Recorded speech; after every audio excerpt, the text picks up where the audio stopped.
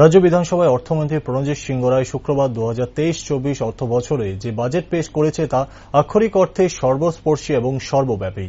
প্রধানমন্ত্রী নরেন্দ্র মোদী সবসময় বলে থাকেন সবকা সাথ সবকা বিকাশ এবং সবকা বিশ্বাস। এবছরের বাজেট প্রধানমন্ত্রীর বক্তব্যের রূপ দেখতে পাওয়া যায়।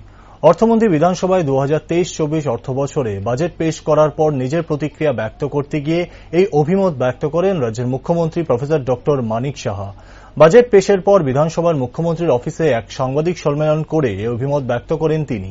পাশাপাশি এদিন মুখ্যমন্ত্রী বাজেটের উল্লেখযোগ্য কিছু বিষয়সমূহ উল্লেখ করে বলেন, 2023-24 অর্থবর্ষে সর্বমোট বাজেট বরাদ্দ হয়েছে 27,654.40 কোটি টাকা।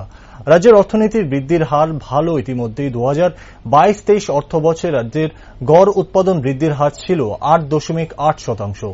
ওই বছরে জাতীয় স্তরে প্রবৃদ্ধির হার ছিল 7.20%। বর্তমান অর্থবর্ষ অর্থাৎ 2023-24 অর্থবর্ষে রাজ্যের অর্থনীতি 8% হারে বৃদ্ধি পাবে বলে আশা করাই যাচ্ছে।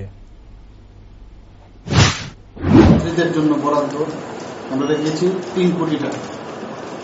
যুব সমাজকে কর্মসংস্থানের জন্য দক্ষ করে তুলতে আমাদের মাননীয় অর্থমন্ত্রী মুখ্যমন্ত্রী দক্ষতা উন্নয়ন প্রকল্প, যার বরাদ্দ রাখা হয়েছে 50 কোটি টাকা, এবং মুখ্যমন্ত্রী নগর উন্নয়ন প্রকল্প, সেখানে বরাদ্দ রাখা হয়েছে 120 কোটি টাকা সহ মোট 13টির উপরে নতুন প্রকল্প ঘোষণা করা হয়েছে।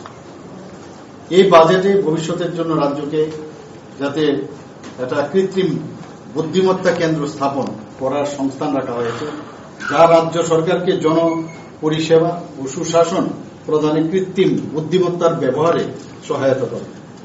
তাছাড়া সরকারের যে কার্যকারিতা বৃদ্ধির স্বার্থে এবং মানুষের জীবনযাত্রাকে সহজ ও সুগম করার লক্ষ্যে এই বাজেটে একটি নতুন ডাইরেক্টরেট অব গুড গভর্নেন্স তৈরি করার সংস্থান রাখা হয়েছে।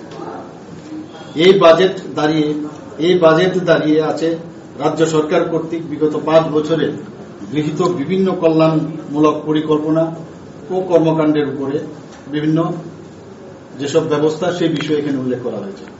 বিভিন্ন সামাজিক অর্থনৈতিক পরিকাঠামোতে বিনিয়োগের ধারাবাহিকতা বজায় রাখতে এই বাজেট মূলধনী ব্যয় অর্থাৎ ক্যাপিটাল এক্সপেন্ডিচারে জোর দেওয়া হয়েছে। এই বাজেট 5,350 কোটিরও বেশি টাকা মূলধনী ব্যয় হিসাবে বরাদ্দ করেছে রাস্তা, ভবন, হাসপাতাল, স্কুল, অফিস, বিদ্যুৎ ও সেচ খাতে। এই বাজেটে 1,436 কোটি টাকা বরাদ্দ করা হয়েছে কৃষি ও কৃষি সংশ্লিষ্ট ক্ষেত্রে এবং 7,000 কোটি টাকা বরাদ্দ করা হয়েছে শিক্ষা ও স্বাস্থ্যের মতো সামাজিক যে খাত আছে সেই